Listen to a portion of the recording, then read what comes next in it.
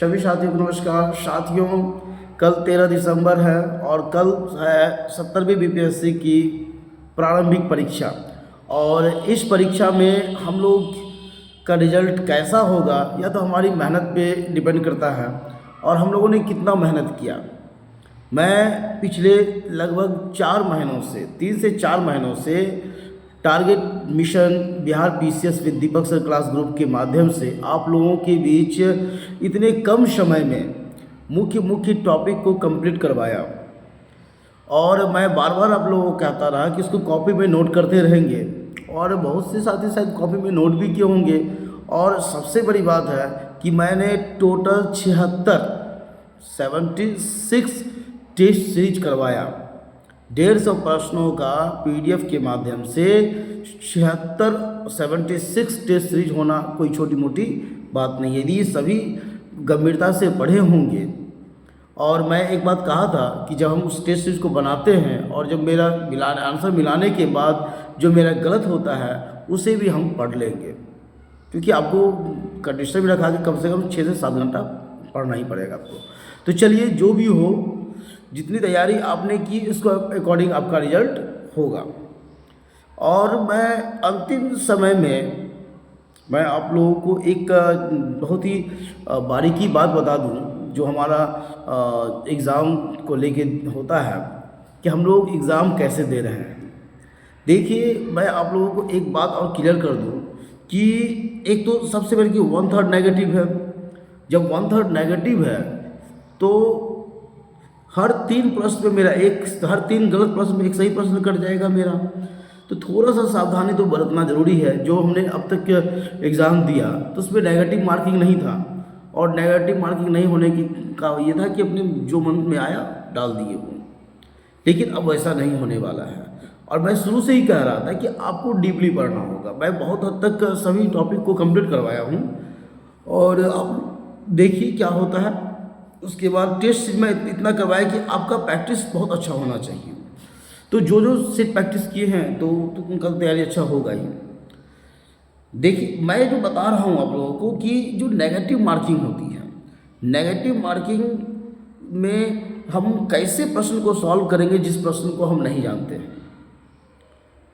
क्योंकि सॉल्व तो कोशिश करना है कि अधिक से अधिक अटेम्प्ट करना है कि आप मान लीजिए कि आपको 80 प्रश्न आता है और 70 प्रश्न नहीं आ रहा, तो 70 को छोड़ना तो नहीं है कि नहीं। यदि आपको 70 को छोड़ देते हैं तो क्वालिफाई नहीं करेंगे आप। यानी 80 प्रश्न कवर होने के बाद भी आप नहीं क्वालिफाई कर रहे हैं। तो हमको उस 70 प्रश्न में अधिक से अधिक नंबर कैसे आए, इसके लिए हमको सोचना होगा। और मैं बता दूं आपको, जो भी लोग पीटी क्वालिफाई करते हैं ये सबके अंदर ये हुनर होता है। और ये हुनर जो है, ये हुनर हमारे प्रैक्टिस पे डिपेंड करता है कि हमने कितना प्रैक्टिस किया है।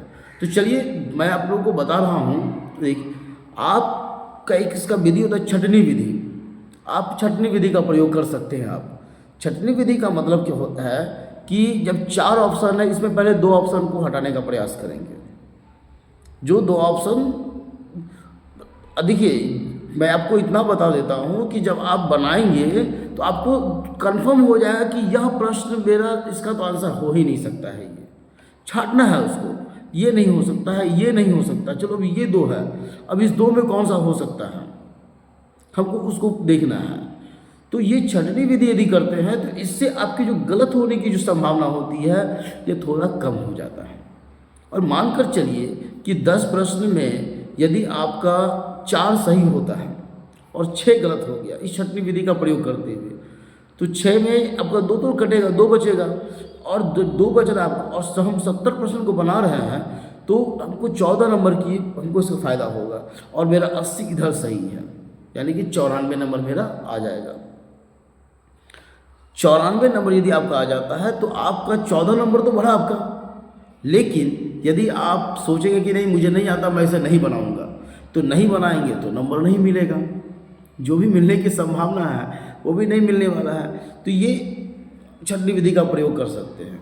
और वह साथी जिनका श्योर है कि नहीं मेरा 90+ सही हो चुका है, तो आप इस छँटनी विधि में रियल केस मानी कि सभी को अटेम्प्ट नहीं करना। आपको लगेगा कि नहीं इसका आंसर थोड़ा सा कंफ्यूज हो रहा है, हमको पता है लेकिन दिमाग से उतर रहा है, तो उस तरह के सवाल को आप कवर करेंगे। जिस सवाल का आंसर आप जानते ही नहीं है, सुने ही नहीं उसके बारे में, उसको छुएंगे भी नहीं फिर, यदि आपका 90 प्लस सही हो चुका है तो। या 80 वाले के लिए मैं बता रहा हूँ कि आपको प्रत्येक प्रश्न में छँटनी विधि का प्रयोग करना है, लेकिन जिनका 90 प्लस सही हो चुका है वह केवल उन्हीं प्रश्न में छँटनी विधि का प्रयोग करेंगे जो प्रश्न आपकी थोड़ा सा दिमाग से अटैच हो रहा है वो। तो आप यदि इस तरह को फॉलो करते हैं तो आपका पीटी क्वालिफाई करने का जो संभावना है ये थोड़ा सा बढ़ जाती है।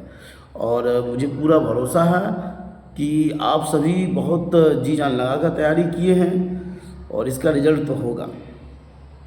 अब देखते हैं कितना रिजल्ट हो रहा है। मैं तो 30 लोगों का टारगेट रखा था कि 30 क्वालिफाई करें, लेकिन टेस्ट सीरीज में देखा मैंने कि इतने लोग इन्वॉल्व नहीं हो पाए, तो और बहुत दुख की